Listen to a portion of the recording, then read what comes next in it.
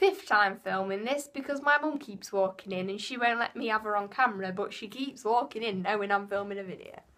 Nice. Anywho, today I'm filming a Q&A. On recovery. I asked some questions on Instagram, so I've picked a few out just because I don't want this video to be forever long. I might do some more at another point. But I picked some out and I'm going to answer them. So, let's go. Are you weight restored? I feel like this is always in my Q&As. No. I feel like weight restored can be a bit hard because some people consider like weight restored as being a healthy minimum weight of 18.5 to 25 BMI. Some people, like impatient, a lot of impatient, are like, no, it's 20. 20 is the minimum, you've got to be at least 20. So, I'm not weight restored by any calculation of anyone. But I'm not, I don't know what to say, but I don't know quite how to word this. I'm not severely underweight, but I've gained weight, but I'm not quite healthy yet. Do you consider yourself fully recovered? No, I do not. I think some people on Instagram think I do. I kind of might be because they never hear me talking about or engaging in negative behaviours or anything, which I don't do. But I still have thoughts that can bother me sometimes, but I've learned, and I'm still learning, to not let them affect my behaviours. Definitely. I don't really engage in eating disorder behaviours necessarily. I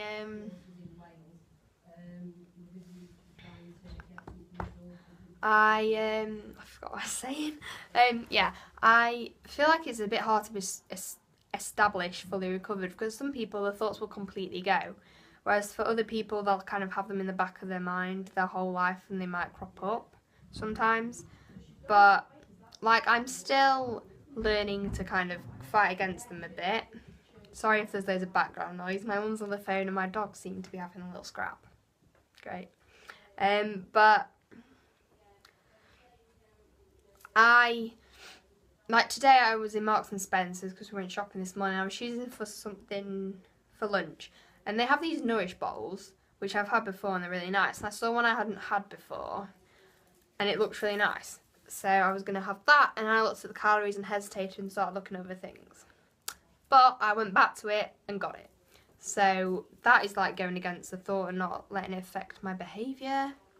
So, you know, I'm still making progress with that, but in general I don't let it affect my behaviours, and so, but they're still there. How long have you been ill and in recovery? I've been ill since I was 14, so that's about nearly 5 years. I'm nearly 19. I know I look about 12, but I am 19 nearly. Don't you just love how you can still pass for an adult when you're nearly 19? Love it. Anyway, so yeah, and I've been in treatment 4 years.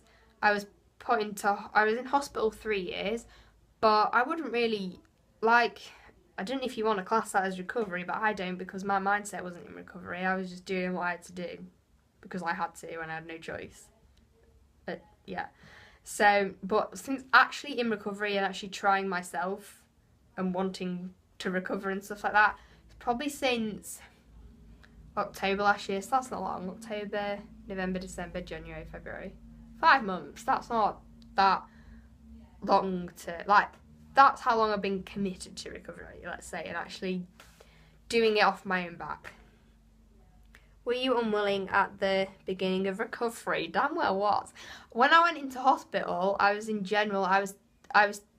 shocked and terrified, so I started eating, but then like a week or two it kicked in what I was actually doing and I went backwards again, and then from then on, no, I was no motivation at all till I started like properly recovering 5 months ago. So very, very unwilling. I've been very unwilling a lot, but now I'm willing. Yeah. How do you keep yourself motivated? You'll have seen I don't know if you've seen my benefits of recovery video. But there are reasons. And basically comparing my life to what it was like a year and a half ago when I was at my worst, I never want to be the person, behave and feel the way I did then. I was living in hell and I don't know how I got through the days, really. It was hell and I never want to go back to that. And just how happy I am with my life now. And how much I've got to look forward to in the future. I'm not giving that up. I'm not going back to the place I was in. And so I can't. So I've got too much to lose, too much of a future ahead of me that's going to be amazing, and recovery's the best decision I ever made and I will never go back on that. I never have a doubt of that statement. So, did you lose friends? Yes. I lost all my friends. I had a best friend who we were so close. We lived together. We did everything together. We were so close, and I managed to lose that friendship through depression and my eating disorder, which is insane. How close we were. I just don't know how I lost that. It was one of them friendships where I was like, we can't not be friends because we just are too close. This can't ever end, but it did. And I haven't spoken to anyone who I was friends with before my eating disorder for probably at least 3 years. So I lost all of them. My dog was getting mental in the back, and my mum's like, "Oh, shut up," because she's on the phone too. What else have we got here?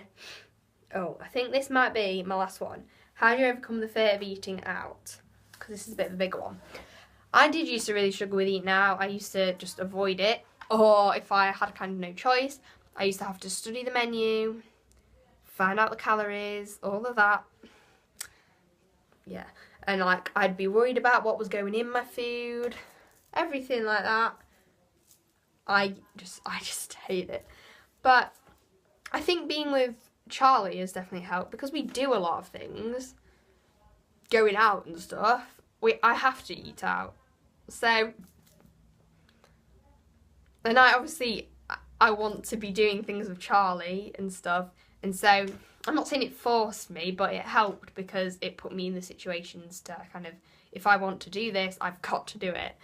But I think now, because I enjoy food, I feel like food in restaurants, I really love going to cafes and eating out and stuff because it's all like new food that like it's all food you don't have at home, and I genuinely enjoy it, and it's new experiences, and it's a part of like life, and it's really like, it's enjoyable, and it's like part of living a fulfilling life. Like, people love eating out, it's a social thing.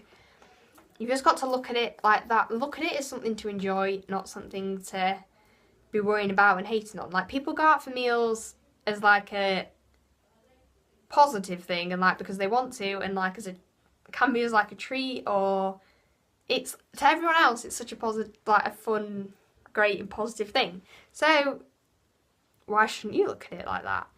And basically they're not